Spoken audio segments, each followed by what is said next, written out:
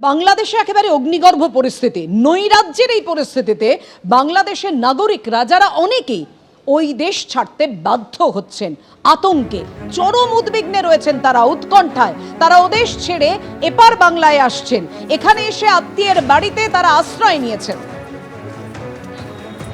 তাদের সেই ভয়ঙ্কর অভিজ্ঞতার কথা আমরা শুনবো। আমাদের সঙ্গে রয়েছেন আমাদের প্রতিনিধি সমীরণ পাল। সমীরণ,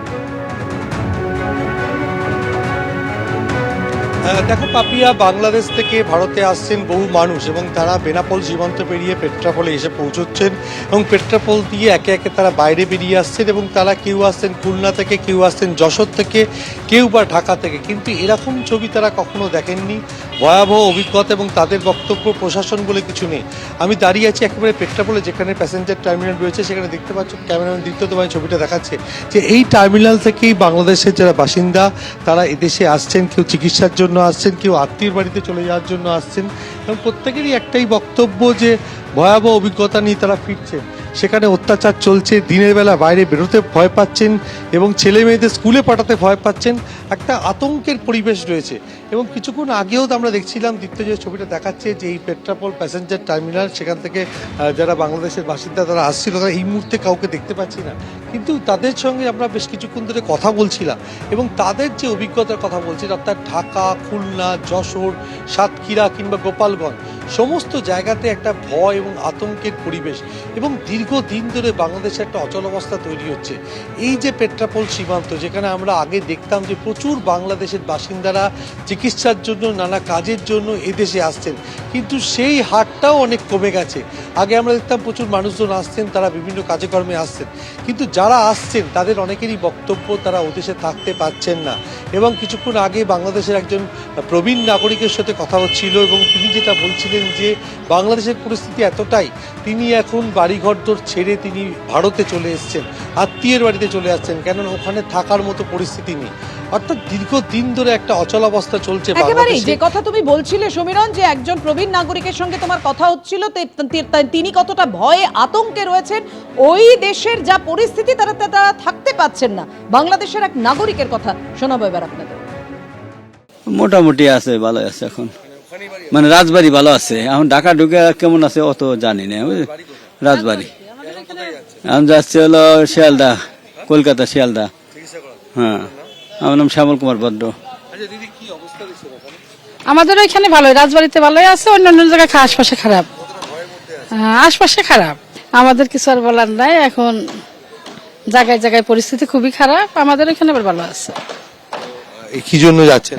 চিকিৎসা, আমার হাজবেন্ডের ওই যে ফিফ জায়ান্টের হাড় ক্ষয় হয়ে গেছে। অনেক জায়গায় পরিস্থিতি খারাপের কথা বলছেন তারা, যে কারণে অনেককেই ওপার বাংলা ছেড়ে এপার বাংলায় এসে আত্মীয়দের বাড়িতে মাথা গুঁজতে হচ্ছে। সমীরণ, একেবারেই সেই কথাটাই কিছুক্ষণ আগে বলছিলেন যে আত্মীয়ের বাড়িতে আসতে হচ্ছে। কারণ আমি কিছুক্ষণ আগে একজন ভদ্রমহিলার সাথে আমাদের কথা হচ্ছিল, তিনি যেটা জানালেন যে ওদেশেও থাকতে পারছেন না, এদেশে যেহেতু বাংলাদেশিদের থাকার ব্যাপারে একটা যথেষ্ট সমস্যা রয়েছে এবং এদেশের নাগরিকত্ব তারা কি করে পাবেন। এবং তার প্রশ্ন যে ওদেশেও যেমন থাকতে পারছেন না, তারা এদেশেও থাকতে পারছেন না, তারা কোথায় যাবেন। একটা অসহায় পরিস্থিতি তৈরি হয়েছে যে বাংলাদেশে গত এক বছর ধরে আমরা যেটা দেখতে পাচ্ছি যে বিভিন্ন জায়গায় নানা রকম গণ্ডগোলের ঘটনা, আর সেই কারণে যারা সুস্থভাবে জীবনযাপন করছিলেন কিন্তু তারা পারছিলেন না। এবং এরকমও কয়েকজনের সঙ্গে কথা হয়েছিল যারা আত্মীয়ের বাড়িতে গেছিলেন, ছুটি কাটাতে গেছিলেন, কিন্তু সেখানে তারা থাকতে পারেননি, তারা ফিরে এসছেন ভারতে, কেননা সেখানকার পরিস্থিতি এতটাই খারাপ তারা আর ওখানে থাকতে পারছেন না। কিন্তু এই যে যারা আসছেন বাংলাদেশ থেকে, তাদের ভয়াবহ অভিজ্ঞতা, কারোর ব্যবসা ঠিকমতো চলছে না, কেউ বিভিন্ন কাজ করতেন যে কাজে বেরোতে পারছেন না। তোমাকে কিছুক্ষণ আগে যেটা বলছিলাম যে ছেলে মেয়েদের স্কুলে পাঠাতেও তারা ভয় পাচ্ছেন, অর্থাৎ একটা নিতান্ত প্রয়োজন ছাড়া বাইরে বেরোতে পারছেন না। এবং যারা মহিলারা তারা আরও আতঙ্কে রয়েছেন, কেননা মহিলাদের উপর যে অত্যাচার হচ্ছে সেই অত্যাচারের ঘটনায় তারা আতঙ্কিত এবং তারা বাইরে বেরোতে ভয় পাচ্ছেন। এবং তাদের প্রত্যেকেরই বক্তব্য দেশে প্রশাসন বলে কিছু নেই এবং দীর্ঘদিন ধরে যে অচলাবস্থা চলছে, এমনকি বাইরে কথা বলা পর্যন্ত মেপে কথা বলতে হচ্ছে, অর্থাৎ বাক স্বাধীনতাও এই দেশে নেই, এমনই চাঞ্চল্যকর অভিযোগ তারা করছেন। একেবারে যে কথা বলছেন সংবিধান, চরম অনিশ্চয়তার মুখে তারা এই মুহূর্তে। সঙ্গে থাকো আমাদের, এবং যেটা আপনাদের জানাচ্ছিলাম যে যেভাবে বাংলাদেশিরা তারা সে দেশ ছেড়ে এখানে চলে আসছেন, কোনো রকমে তারা এখানে আসছেন, তার কারণ সেখানে আশঙ্কার মধ্যে রয়েছেন, অনিশ্চয়তার মধ্যে রয়েছেন। এবার শোনাবো আরো একজনের বক্তব্য। ঢাকার এক বাসিন্দা বলছেন তার অভিজ্ঞতার কথা। বাংলাদেশের ঢাকার বাসিন্দা শান্তিরঞ্জন সাহা ভয়াবহ অভিজ্ঞতা নিয়ে পেট্রাপোল সীমান্তে এসে পৌঁছেছেন। কথা বলুন শান্তিবাবুর সঙ্গে, কি পরিস্থিতি ঢাকা? পরিস্থিতি ভালো না, খালি আল্লাহ আকবর দেয়ার এই জোর জোর মরছে। কি করছে? মিছিল মিছিল রাস্তাঘাট আটকে দিচ্ছে, দোকান বাজার অর্ধেক খোলা অর্ধেক খোলা না। ভয়ের মধ্যে, ভয় খুব, আতঙ্ক আছে, হিন্দুরা খুব আতঙ্কে আছে। হ্যাঁ, একটা ছেলের ধরিয়ে নিয়ে জুড়িয়া মারিয়া আগুন দিয়েছে। ছবিতে আরো হিন্দুর আতঙ্ক আছে, হিন্দুদের এখন নিরাপত্তা নাই। আপনি যাচ্ছেন কোথায়? আমি যাবো রানাঘাটে। বাড়িতে আমি যাব আমার আমার বাড়িতে। এখন কি ফিরবেন না এখানে থাকবেন? ওইখানে থাকবো। কেন আর ফিরতে চাইছেন না? না, অন্য আছে, ও বাইকনার আছে, লোক নাতিপুতি আছে। আপনার স্ত্রী? সে এইখানে থাকে। এখন এই ভয়ের মধ্যে আর ওখানে ফিরতে চাইছেন না, গেলে জীবন বাঁচবে না।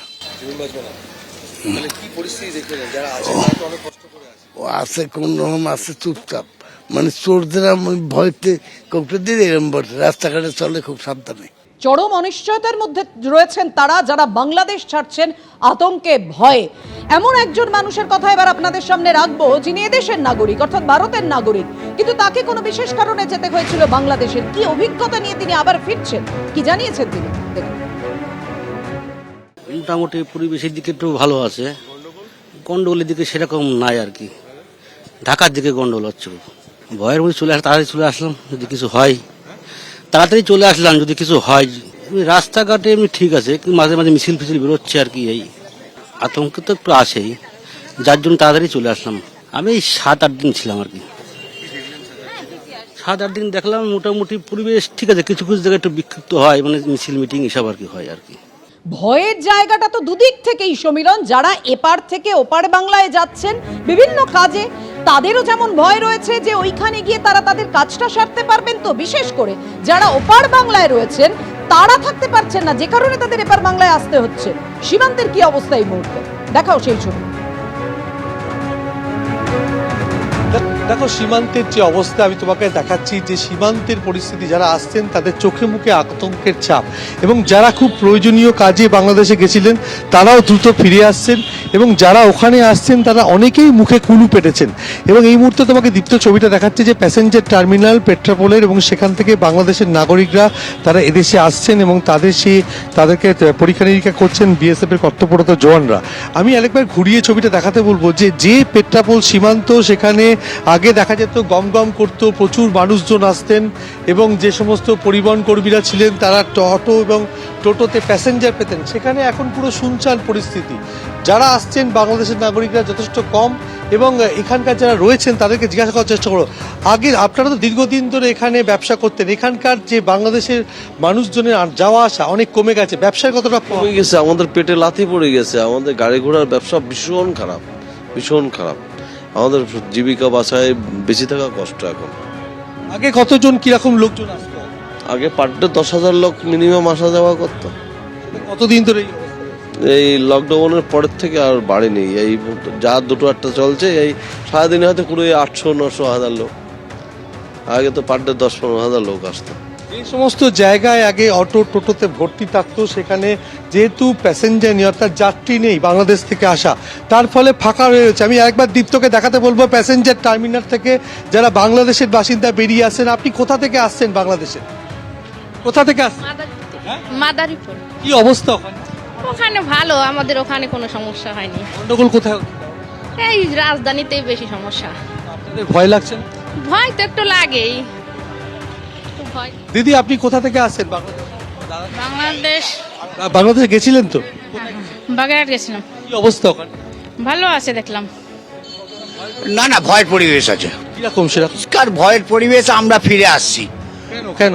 ভারতে হিন্দুদের নিরাপত্তা, হিন্দুদের নিরাপত্তা। কি দেখলেন ওখানে?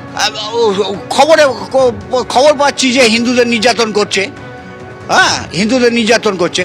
ইন্ডিয়ার করার সিদ্ধান্ত নেওয়া উচিত। এই কয়েক হাজার কোটি টাকা কি খরচা করেছে ওই মিয়া ভাইদের জন্য নাকি? না, আপনারা তো এর আগেও বাগেরহাট গেছেন, কিন্তু এখনকার পরিস্থিতি এই পরিবেশ ছিল না। এই দেখলেন কি? অবস্থা শোচনীয়। আর ভোলার পড়া শুধু একটাই যে ইন্ডিয়াকে তো পাকিস্তান খেয়ে নিয়েছে, এইটাই ওদের ভাষা। এবং যে পরিস্থিতির অর্থাৎ যে অভিজ্ঞতা, অর্থাৎ বাগেরহাটে গেছিলেন আত্মীয়ের বাড়িতে, কিন্তু ভয়াবহ পরিস্থিতি তারা ফিরে এসছেন।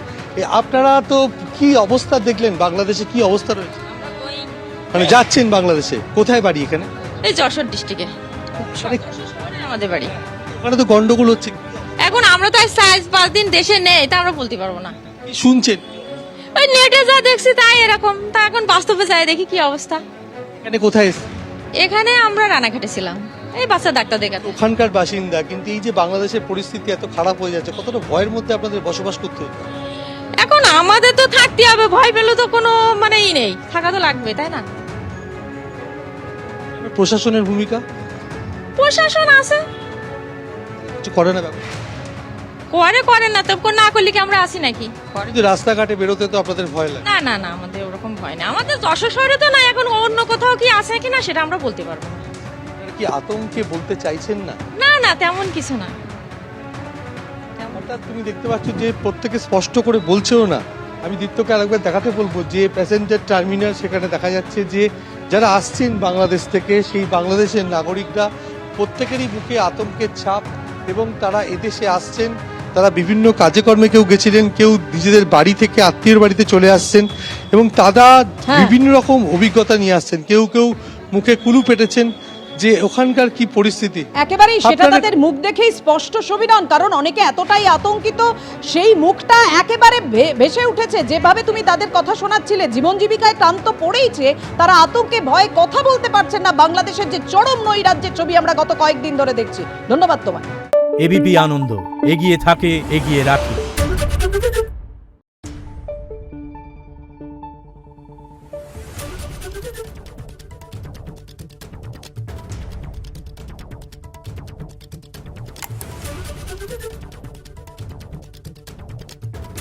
Thank you.